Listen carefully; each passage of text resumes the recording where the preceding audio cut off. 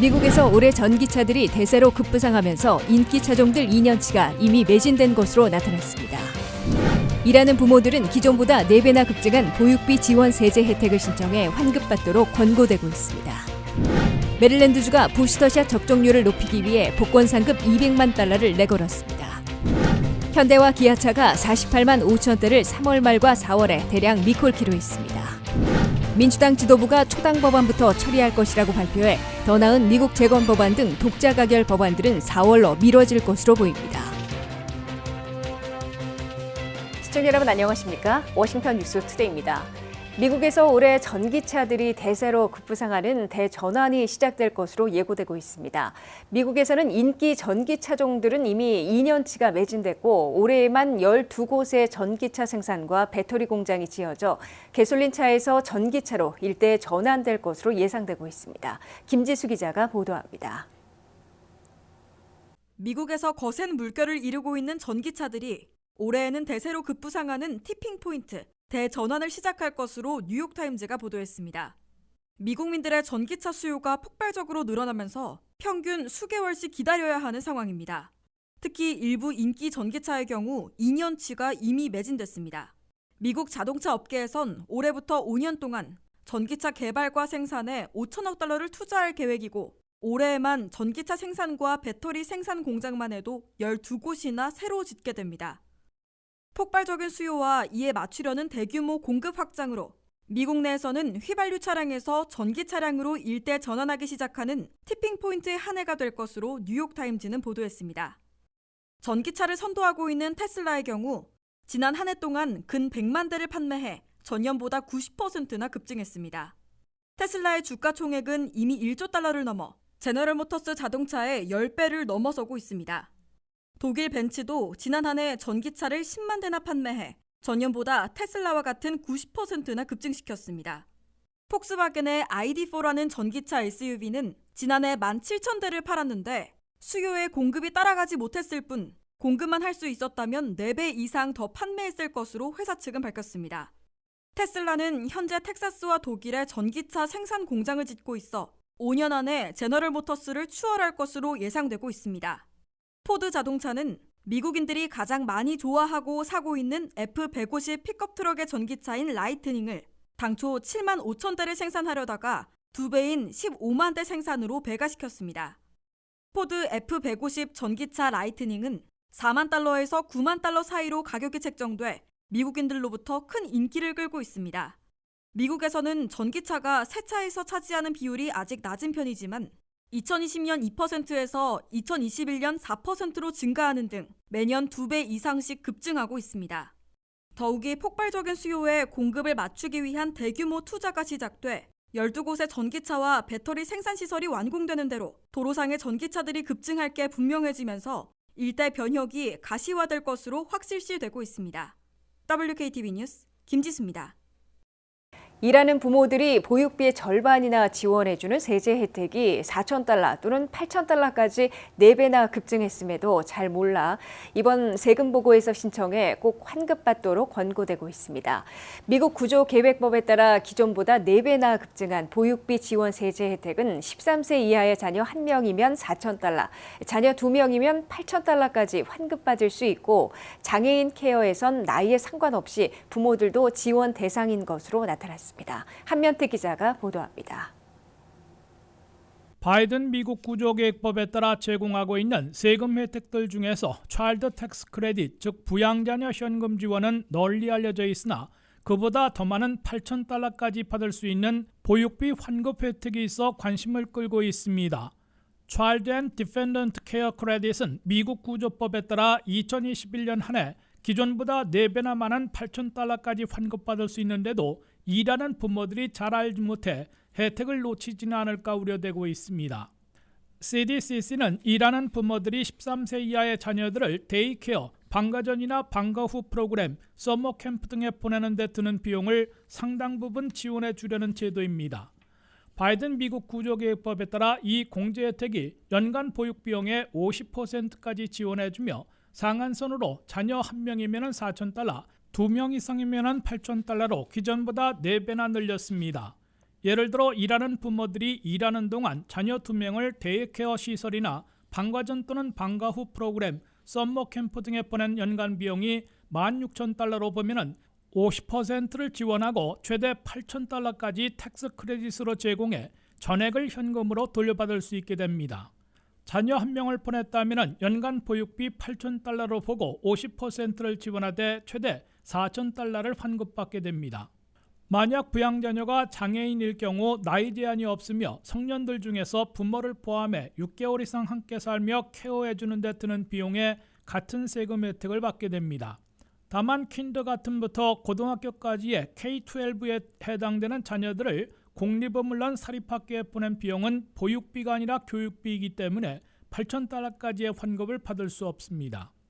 일하는 부모들은 17세까지의 부양자녀 1인당 3,600달러, 3,000달러씩 받고 있는 차일드 텍스 크레딧은 익히 알고 있어 이미 6천만 명, 3,200만 가구에서 현금 지원을 받아왔으나 보육비용 텍스 크레딧은 기존보다 4배나 늘어났는데도 잘 알지 못해 혜택을 놓칠 수 있다고 CBS 뉴스가 경고했습니다. 2021년 한 해 보육비용을 많이 쓴 납세자들은 4월 18일에 마감하는 연방세금 보고에서 4배 늘어난 Child and Dependent Care 크레딧을 반드시 청구해 최고 8,000달러까지 환급받아야 한다고 세금 전문가들은 권고하고 있습니다. WKTV 뉴스 한면택입니다. 지난해 백신 접종을 장려하기 위해 백신 복권을 내걸었던 메릴랜드주가 이번엔 부스터샷 접종률을 높이기 위해 다시 한번 백신 복권을 내걸었습니다. 상금도 2배로 높여 이번엔 200만 달러입니다. 상금은 다음 주부터 5월 초까지 12주간 매주 1명을 무작위로 골라 지급되는데요. 첫 주와 마지막 주는 특별 상금으로 각각 50만 달러와 100만 달러가 주어집니다. 자세한 내용 박남주 기자가 알려드립니다.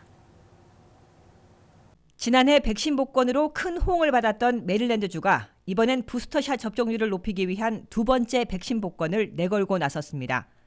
상금 규모는 더 커졌습니다. 지난해는 100만 달러였지만 이번엔 2배인 200만 달러입니다. 레리 호건 메릴랜드 주지사는 지난해 실시했던 백신 복권으로 접종률 상승에 큰 효과를 봤다며 이번엔 더 큰 상금으로 백스캐시 2.0 복권 행사를 시작한다 발표했습니다. So today we're announcing a $2 million Vax Cash 2.0 lottery for the state of Maryland. 부스터샷을 위한 백신 복권은 다음 주부터 5월 초까지 12주간 매주 1명을 전자추첨 방식으로 선정합니다.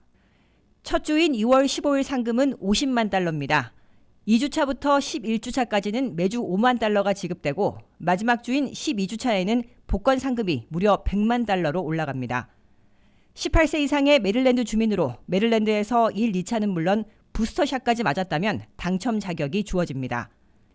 2월 15일 첫 주에 주어지는 50만 달러 상금을 받고 싶다면 이미 부스터샷을 맞았거나 발렌타인데이인 2월 14일까지 추가 접종을 마치면 됩니다. 호건 주지사는 부스터샷을 맞지 않은 한 코로나19 바이러스로부터 완전히 보호받고 있다는 생각은 금물이라며 부스터샷을 맞지 않은 사람이 감염될 확률은 2배, 입원과 사망률은 3배 높다 강조했습니다.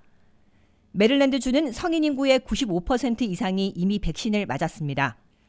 지난달 메릴랜드주의 코로나19 입원 환자는 3,500명으로 정점을 찍은 후 1,111명으로 급감했고 양성률은 30%에서 5.81%로 내려앉아 안정세를 유지하고 있습니다. 호건 주지사는 또 최근에 마스크 의무 착용 금지법을 지시해 이사회와 갈등을 빚고 있는 버지니아의 글렌 영킨 주지사와는 달리 자신은 학교에 마스크 의무 착용 금지법을 지시할 생각이 없음을 확실히 했습니다. WKTV 뉴스 박남주입니다.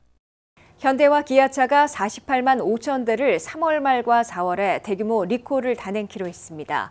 ABS 브레이크 시스템에서 오염 사태가 발생해 전기 스파이크를 일으켜 화재 위험이 있기 때문인데요. 리콜 차량들은 현대 산타페와 투싼, 기아의 스포티지, K900 등으로 나타났습니다.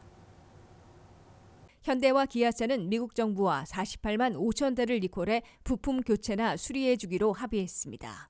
현대 기아차가 대규모 리콜하게 된 이유는 ABS 브레이크 시스템에서 일부 오염 사태가 발생해 전기 스파이크를 일으켜 화재 위험이 있기 때문으로 나타났습니다. 이번에 리콜되는 48만 5천 대 가운데 현대차는 2016년부터 2018년형의 산타페 SUV와 2017년과 2018년형의 산타페 스포츠, 그리고 2019년형의 산타페 XL 모델로 공지됐습니다. 그리고 2014년과 2015년에 투싼 SUV도 리콜 대상에 꼽혔습니다. 기아차에서는 2014년부터 2016년형까지의 스포티지 SUV와 2016년부터 2018년형의 K900입니다.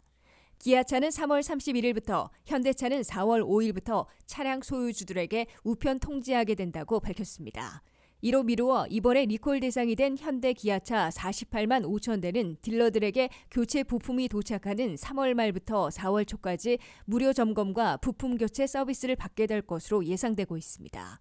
리콜 대상 현대차와 기아차는 딜러십에 가면 해당 부품을 교체해주고 ABS 브레이크 시스템을 전반적으로 점검해 필요시 정비 또는 부품 교체 등의 조치를 취해줄 것이라고 강조했습니다.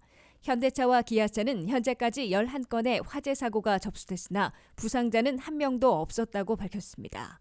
현대와 기아차 그리고 연방정부는 인명피해는 보고되지 않고 있으나 화재 위험이 있기 때문에 가능하면 실내 주차시설이 아닌 바깥 주차장에 리콜 대상 차량을 주차해 줄 것을 요청했습니다.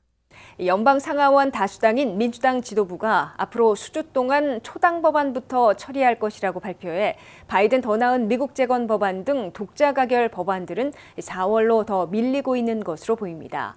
미국 재건 법안은 축소안마저도 3월 중순 금리 인상 시작과 물가 급등 완화가 가시화되는 데 맞춰 독자 가결이 추진돼 성사될 수 있을 것으로 예상되고 있습니다. 한면택 기자가 보도합니다.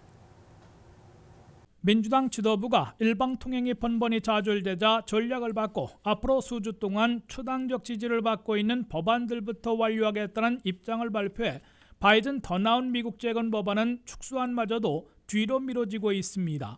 척슈머 민주당 상원 대표는 초당적으로 해결할 수 있는 여러 좋은 대안들이 많이 있다면서 앞으로 수주 동안 초당적 지지로 통과할 수 있는 법안들부터 처리 완료하게 될 것으로 예고했습니다. 초당적 지지로 통과시킬 수 있는 법안들 중에서는 우선 2월 18일 이전에 반드시 확정해야 하는 연방 예산안이 있습니다. 현 회기년도 말인 9월 30일까지 쓸 수 있는 연간 예산안을 최종 타결짓고 긴급 예산들은 추가하는 옴니버스 예산안으로 확정지어려 하고 있는데 민주공화 양당의 양원 지도부가 곧談判을 벌일 것으로 보입니다.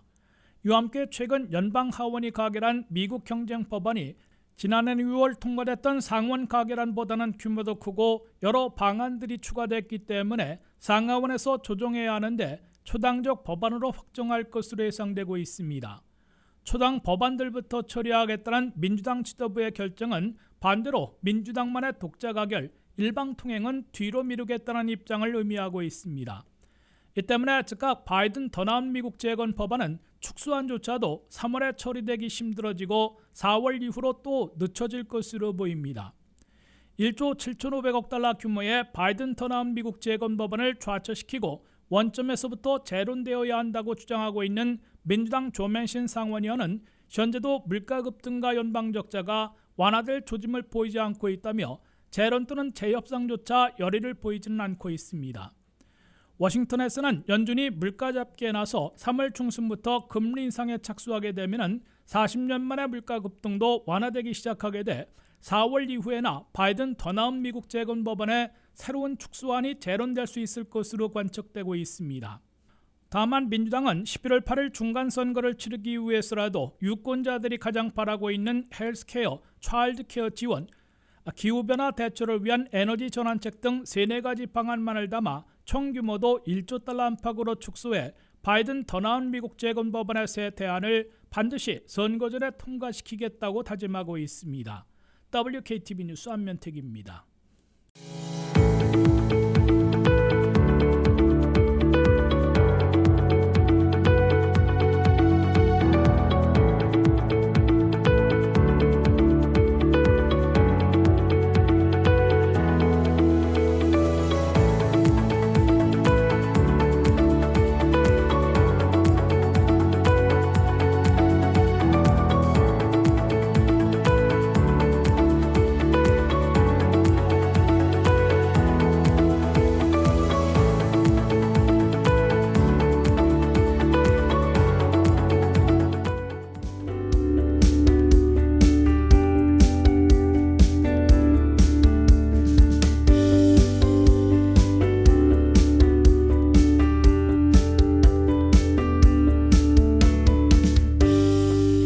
이것으로 워싱턴 뉴스투데이를 마치겠습니다. 시청해주신 여러분 고맙습니다.